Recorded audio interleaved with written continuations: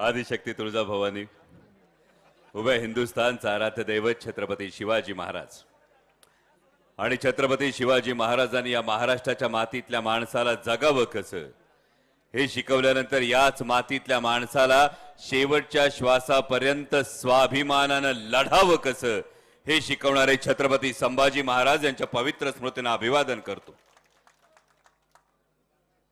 या शिवजन्मभूमीचे शिलेदार 23 तारखेनंतर जुन्नरचे आमदार सत्यशील दादा शेरकर यांच्या प्रचारासाठी मंचावर उपस्थित असणारे सगळेच मान्य सुरेश भाऊ असतील, माऊली शेठ असतील, शरदरावजी लेंडे असतील, बाबूभाऊ पाटे असतील, सगळे व्यासपीठावरील सगळी ही जीवाभावाची माणसं, तुम्ही सगळेजण पत्रकार बांधव, खरं तर काय योगायोगे बाबूभाऊ माहित नाही, पण जेव्हा जेव्हा जुन्नर तालुक्याच्या विधानसभेच्या प्रचाराच्या सभेला धावत पळत पोचतो तेव्हा तेव्हा आमदारच निवडून येतो।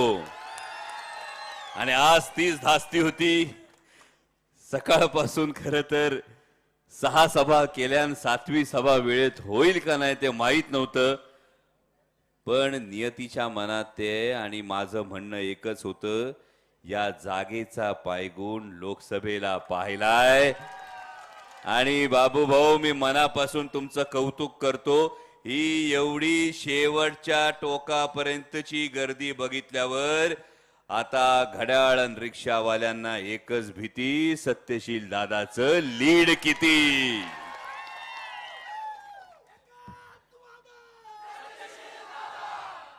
पण मी मनापासून कौतुक करेल सत्यशील दादाचं। म्हणजे अनेकांनी अनेक संभ्रम तयार करण्याचा प्रयत्न केला, पण शिवजन्मभूमीची संस्कृती आपल्याकडे महाराष्ट्र एका वेगळ्या नजरेने बघतो, एका वेगळ्या आशेने बघतो।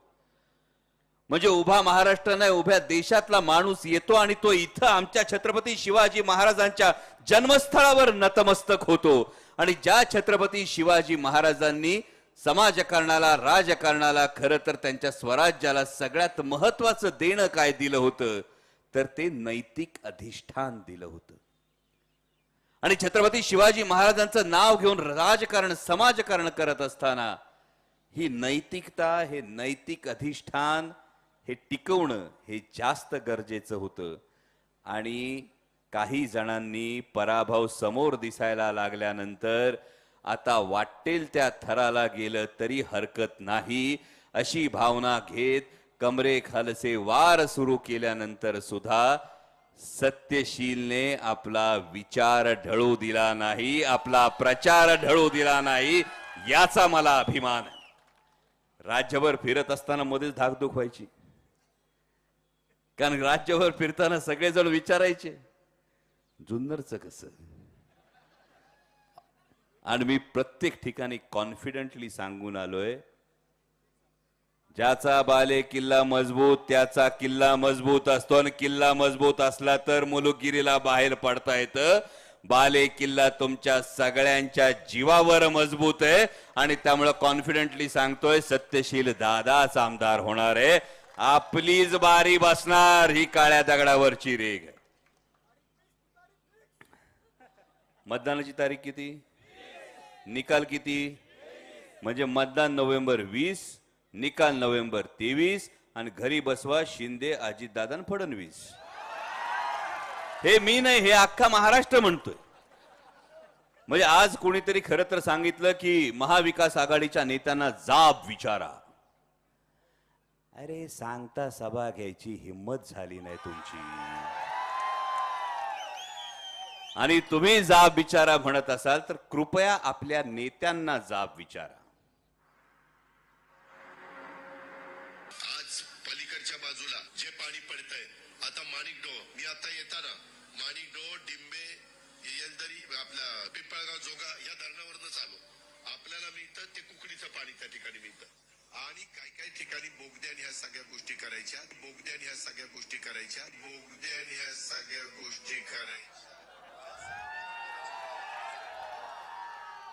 आता सांगा जाब कुणाला विचारायचा।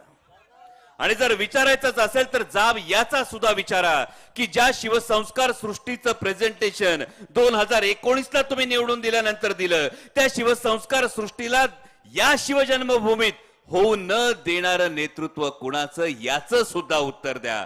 जी बिबट सफारीचं चर्चा फक्त होती, ती बिबट सफारी सुद्धा तिकडे घेऊन जाणार कोण याचं सुद्धा उत्तर द्या.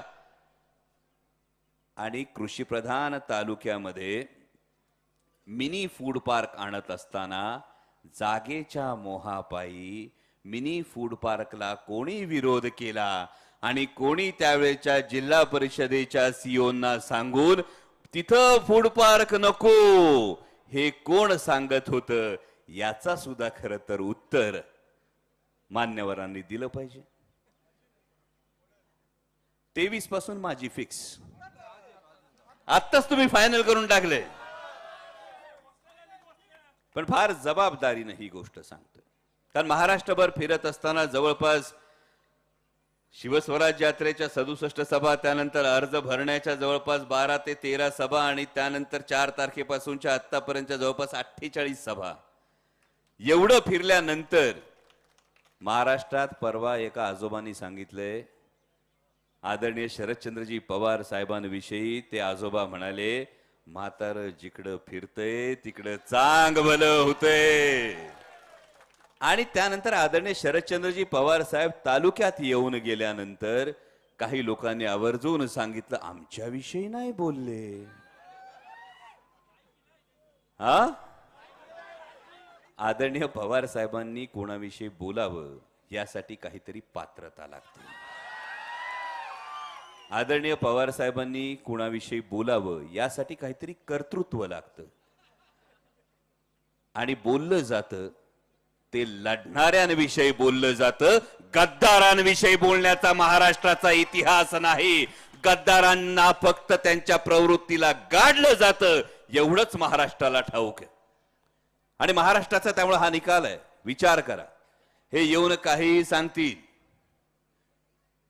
म्हणजे मला आधी सगळ्यांनी स्टेजवर विचारलं की एवढा वेळ पुरल का.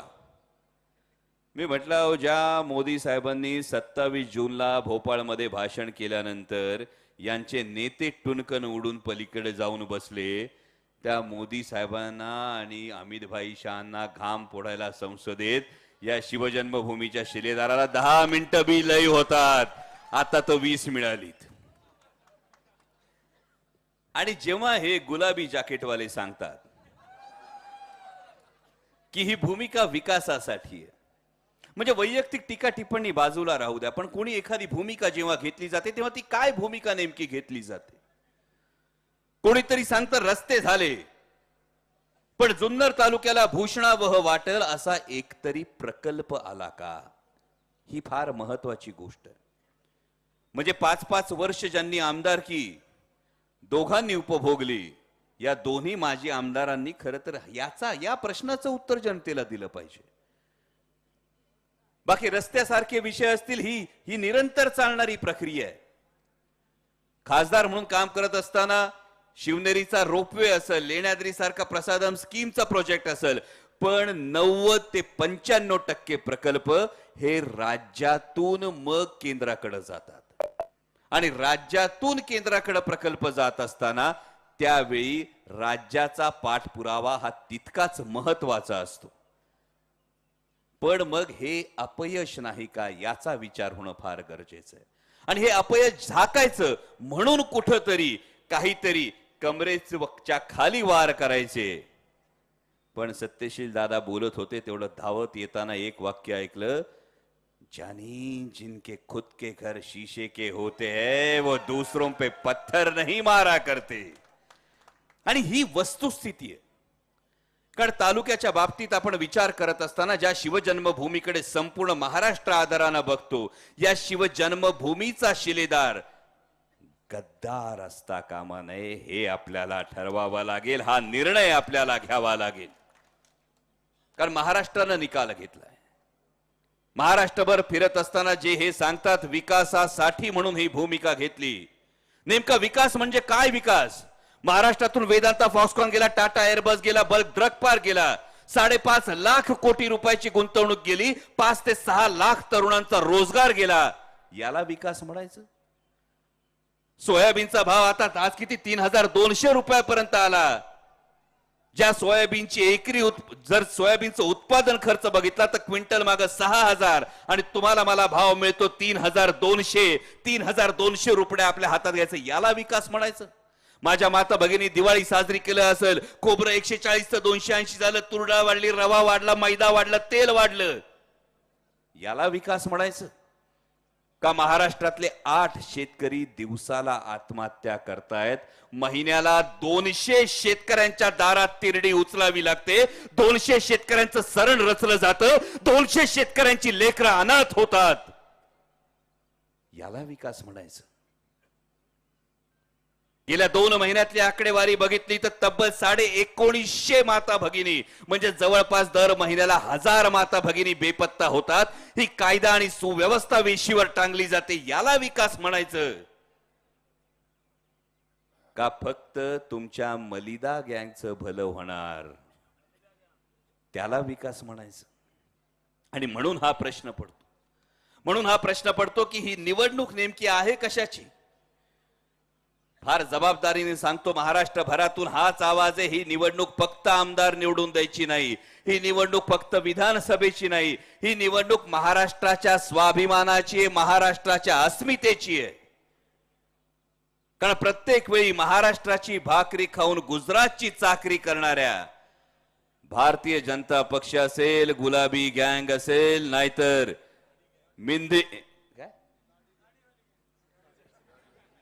नाहीतर शिंदेची शिवसेना असेल, प्रत्येक वेळी महाराष्ट्राची भाकरी खाऊन यांनी गुजरातची चाकरी केली आणि दिल्लीतून गुबुगुबू वाजलं का नंदी बैलासारख्या माना डोलावणारं सरकार जर असेल तर महाराष्ट्रानं आता निकाल घेतलाय, या सरकारचं करायचं काय? पण 2 लय हुशार नेते बाबा, एक माननीय पंतप्रधान नरेंद्रजी मोदी आणि दुसरे अमित भाई शाह. जेव्हा कळलं हे काय जुपणी होईना, जेव्हा कळलं हे काय आता जमाना, हे काय जमाना असं कळल्याबरोबर घाईघाईने 6 दिवस आधीच मोदीजींनी आपला बोड्या बिस्तारा उचलला आणि नाही मोदीजी डायरेक्ट परदेशात, आणि काल मान्य अमित भाई शहा हे घाईघाईने नागपूरमधून डायरेक्ट दिल्लीला. त्यात मान्य देवेंद्रजी फडणवीस काय म्हणाले की मी बाबा मुख्यमंत्री पदाच्या शर्यतीत नाही. अहो सरकारच तुमचं येणार नाही तर मुख्यमंत्री पदाचा विषय कुठून येतो? कारण या महाराष्ट्राचा इतिहास आहे. परवा चिपळूण संगमेश्वर मतदारसंघात होतो, त्या चिपळूण संगमेश्वर मतदारसंघात जेव्हा जेव्हा जातो तेव्हा तेव्हा काळजातली एक जखम ही भळभळायला सुरुवात होते. मग 300-350 वर्षापूर्वी त्याच संगमेश्वरात सरदेसाईंच्या वाड्यामध्ये छत्रपती संभाजी महाराजांना गिरफ्तार करण्यात आलं होतं, कैद करण्यात आलं होतं. अहो हातात शमशेर घेतली की सभोवती लखलखती पृथ्वी निर्माण करणारे आमचे छत्रपती पण पकडले गेले. पराक्रम कमी नव्हता, शौर्य कमी नव्हतं, हिम्मत कमी नव्हती, सगळं होतं, पण झाली ती गद्दारी झाली आणि त्या गद्दारीची किंमत महाराष्ट्राला पुढची अनेक वर्ष चुकवावी लागली. सरसेनापती संताजीराव घोरपडे जिथं मुघलांना पाण्यात सुद्धा संताजी धनाजी दिसायचे, सरसेनापती संताजीराव घोरपडे पकडले गेले, मारले गेले, कारण गद्दारी. जेव्हा जेव्हा गद्दारी झाली तेव्हा तेव्हा महाराष्ट्राला याची फार मोठी किंमत चुकवावी लागली. आणि म्हणून आता तुमचं माझं कर्तव्य आहे की हिंदू हृदय सम्राट शिवसेना प्रमुख बाळासाहेब ठाकरेंच्या पुत्राच्या मान्य पक्ष प्रमुख उद्धव साहेब ठाकरेंच्या पाठीत खंजीर खुपसला गेला, तो रणांगणात लढताना खुपसला गेला नाही, हॉस्पिटलमध्ये ऍडमिट असताना 40 जण सुरत, गोवा, गुवाहाटी करून आले. आदरणीय शरदचंद्रजी पवार साहेबांचा पक्ष जेव्हा फोडला गेला तेव्हा 27 जूनला पंतप्रधान बोलले आणि घाईघाईने काही लोकांनी भूमिका बदलली, पण ती उरातल्या हिमतीवर मनगटाच्या ताकदीवर स्वतःची संघटना काढली नाही, तर पक्ष चोरला, चिन्ह चोरलं, केली ती गद्दारी केली. आणि गद्दारीचं पीक जर महाराष्ट्रात फोफावायला लागलं तर ही गद्दारी समूळ नाहीशी करण्याचं कर्तव्य हे तुमचं आणि माझं आहे. आणि हा निकाल आता महाराष्ट्रानं घेतलाय. त्यामुळे फक्त एवढंच सांगतो, महाराष्ट्रभर फिरताना तुमच्या जीवावर फिरलोय, तुमच्या भरोशावर फिरलोय.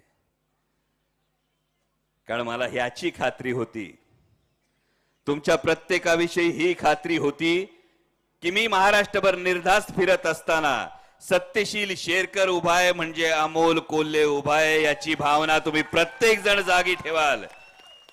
आपलं लेकरू आई बापानं खांद्यावर उचलून घेतलं तर जगाला मोठं दिसतंय.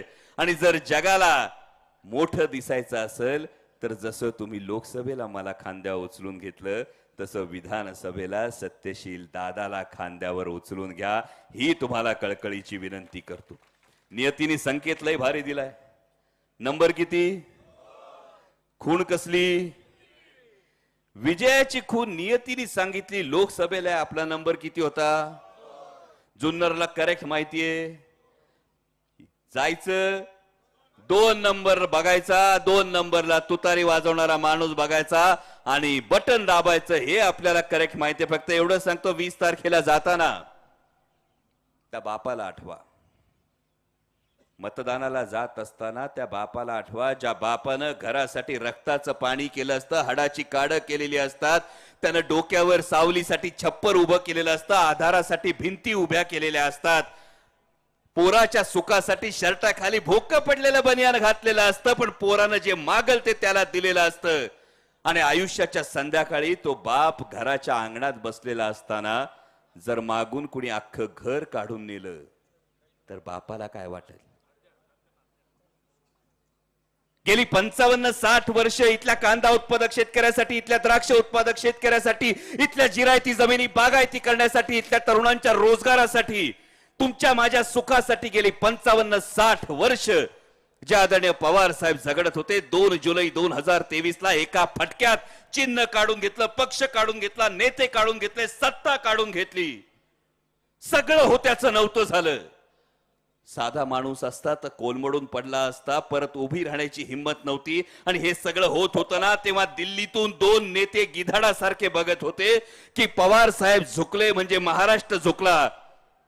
आता पवार साहेब गुडघे टेकतील, आता पवार साहेब शरण येतील, असं गिधाडासारखं बघत होते. पण तो 84 वर्षाचा योद्धा उठला आणि तो म्हटला, मी झुकणार नाही, मी वाकणार नाही, मी लढणार, मी लढणार आणि लढून जिंकणार.